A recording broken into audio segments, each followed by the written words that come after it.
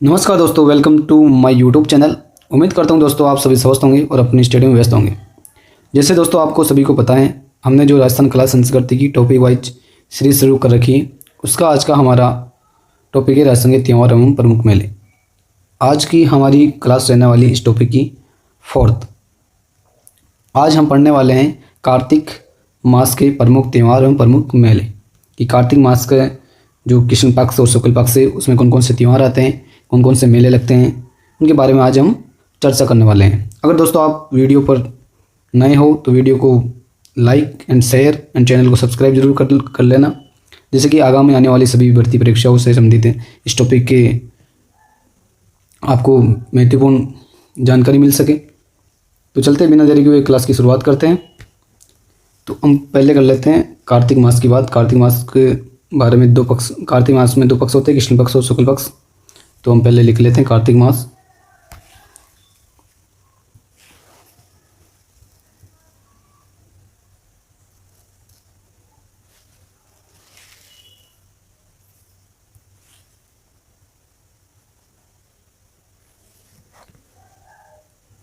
अब कार्तिक मास के पहले हम कर लेते हैं बात कृष्ण पक्ष की कि कृष्ण पक्ष में कौन कौन से त्यौहार आते हैं, कौन कौन से मेले लगते हैं, उनसे संबंधित जानकारी या उनके बारे में देख लेते हैं। कृष्ण पक्ष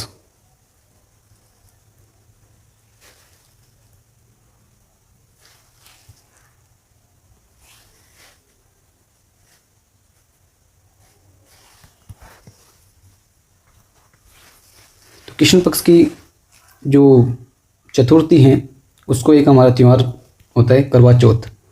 करवा चौथ का त्यौहार होता है कार्तिक महीने की कृष्ण पक्ष की चतुर्थी के दिन। इस दिन महिलाएं अपने व्रत रखती हैं। उसके बाद में आता है अपना अष्टमी। अष्टमी के दिन अहोई अष्टमी मनाई जाती है। महिलाएं अपने संतान की लंबी उम्र के लिए व्रत रखती हैं। उसके बाद में एक त्यौहार आता है अपना त्रयोदशी, जिसे हम धनतेरस भी कहते हैं। ये धन्वंतरी की जयंती भी आती है इस दिन। और इसके बाद में आता है अपना चतुर्दशी। इस दिन रूप चतुर्दशी होती है। और इसके बाद में आता है अपनी अमावस्या। अमावस्या के दिन आप सभी को पता है दीपावली का त्यौहार मनाया जाता है। और दीपावली के त्यौहार के दिन ही भगवान महावीर तथा स्वामी दयानंद सरस्वती का निर्वाण दिवस भी आता है।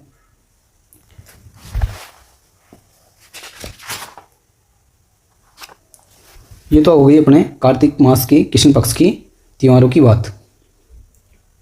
तो हम एक एक करके कृष्ण पक्ष के त्योहारों को लिख लेते हैं तिथि के अनुसार। पहले आती है चतुर्थी।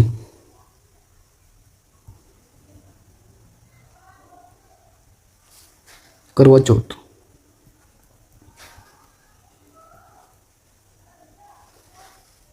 इसके बाद में आती है अष्टमी, जिसे अहोई अष्टमी कहते हैं।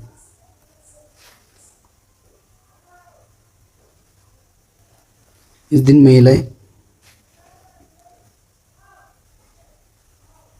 महिलाएं अपनी संतान की लंबी उम्र के लिए व्रत रखती हैं। इसके बाद आती है अपनी त्रयोदशी। त्रयोदशी के दिन आता है अपना त्यौहार धनतेरस। और इसी दिन धन्वंतरी जयंती भी मनाई जाती है। त्रयोदशी, धनतेरस,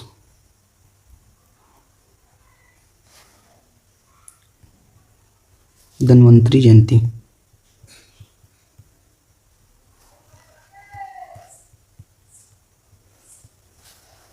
इसके बाद आती है अपनी चतुर्दशी।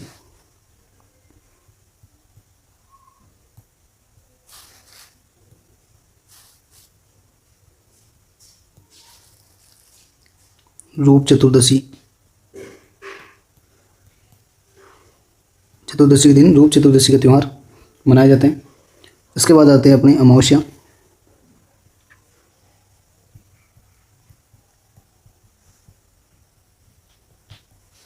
अमावस्या दिन मनाया जाता है दीपावली का त्यौहार।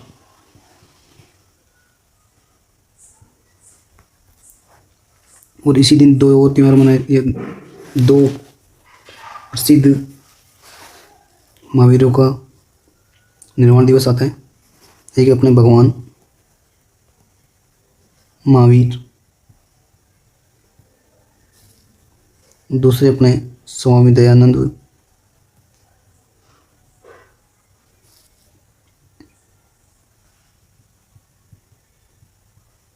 स्वामी दयानंद सरस्वती के निर्वाण दिवस।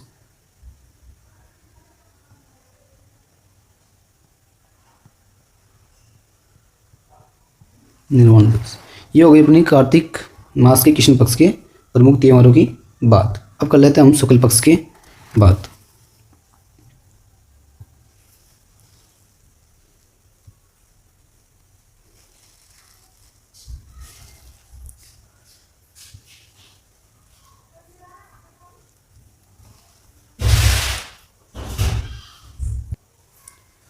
अब कर लेते हैं हम कार्तिक मास के शुक्ल पक्ष की बात। ये शुक्ल पक्ष में कौन कौन से त्यौहार आते हैं, कौन कौन से प्रमुख मेले लगते हैं, उनके बारे में चर्चा कर लेते हैं। अब शुक्ल पक्ष के एकम के दिन आते हैं अपना गोवर्धन पूजा। अब गोवर्धन पूजा के दिन एक महोत्सव मनाया जाता है, अन्नकूट महोत्सव, जो अपने नाथद्वारा राजसमंद जिले में लगता है।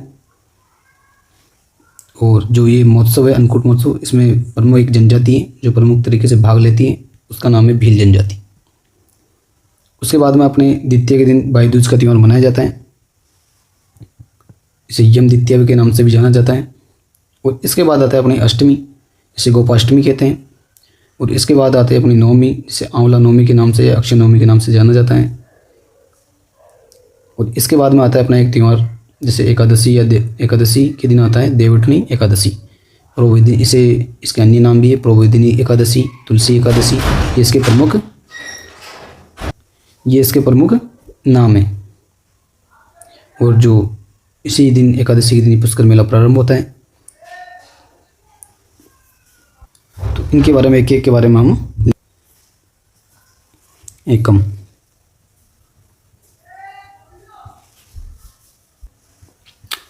एकम के दिन गोवर्धन पूजा की जाती है, गोवर्धन पूजा। और इसी दिन एक त्यौहार मनाया जाता है, एक महोत्सव मनाया जाता है, अन्नकूट महोत्सव। अन्नकूट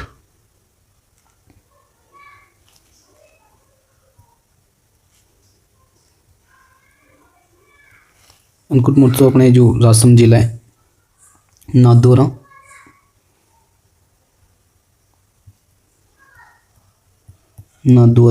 राजसमंद,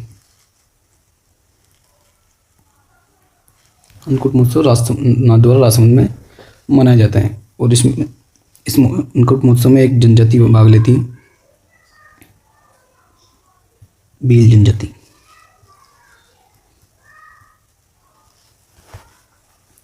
इसके बाद आता है अपना त्यौहार भाई दूज का त्यौहार। यह आता है अपने दूज के दिन, द्वितीया भाई दूज, इसे यम द्वितीया के नाम से भी जाना जाता है। इसके बाद आता है अपना अष्टमी। अष्टमी के दिन आता है गोपाष्टमी।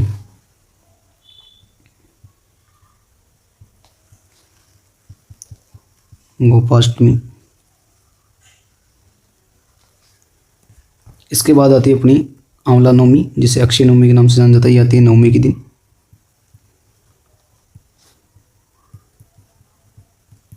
आंवला नवमी या अक्षय नवमी।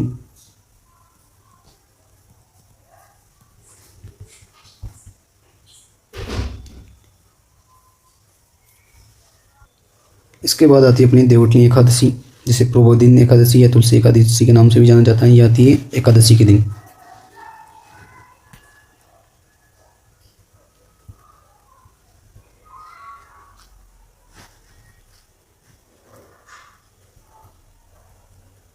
देवउठनी एकादशी या प्रबोधिनी एकादशी या तुलसी एकादशी।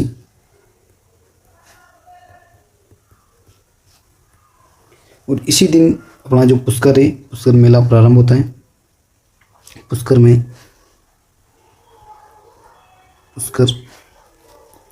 मेला प्रारंभ।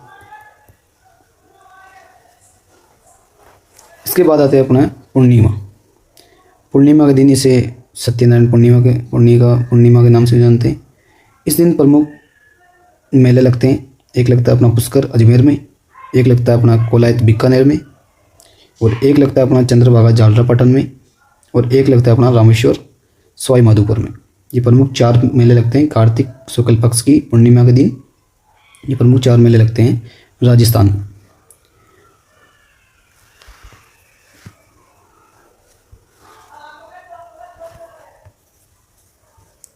पूर्णिमा की बात कर लेते हैं।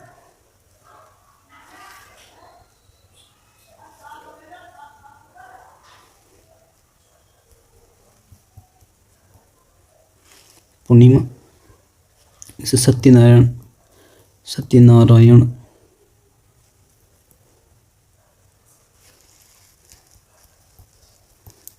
पूर्णिमा भी आती है, और इसी दिन प्रमुख 4 मेले लगते हैं। मेले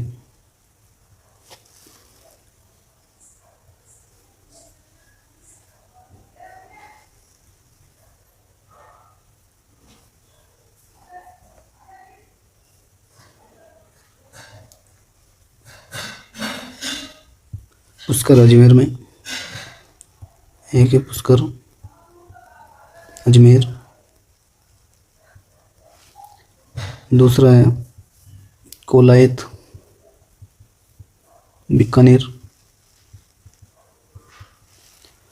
और तीसरा है रामेश्वरम सवाई माधोपुर, और चौथा है चंद्रभागा झालरापाटन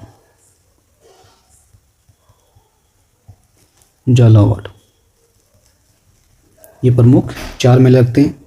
और जो चंद्रभागा है झालरापाटन का मेला, इसको हाड़ौती का सुरंगा मेला भी कहते हैं। हाड़ौती का सुरंगा मेला।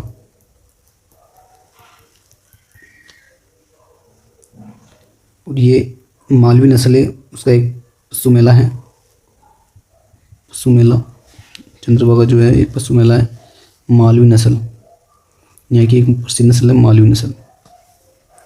तो उम्मीद करता हूँ दोस्तों आपको ये समझ आया होगा, ये क्लास समझ आई होगी। अगर समझ आ रही है दोस्तों मेरी क्लासें सभी, तो वीडियो को शेयर एंड चैनल को सब्सक्राइब एंड वीडियो को लाइक ज़रूर कर देना, जिससे कि आने वाले सभी एग्जामों में आपको ये महत्वपूर्ण साबित हो सके।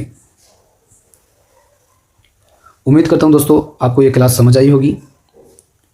क्लास अगर समझ आ रही है दोस्तों तो क्लास को share and like and channel को सब्सक्राइब जरूर करके जाना, जिससे आने वाली सभी वीडियो आपको आसानी से प्राप्त हो सकें और उनका आप पूर्ण तरीके से लाभ उठा सकें।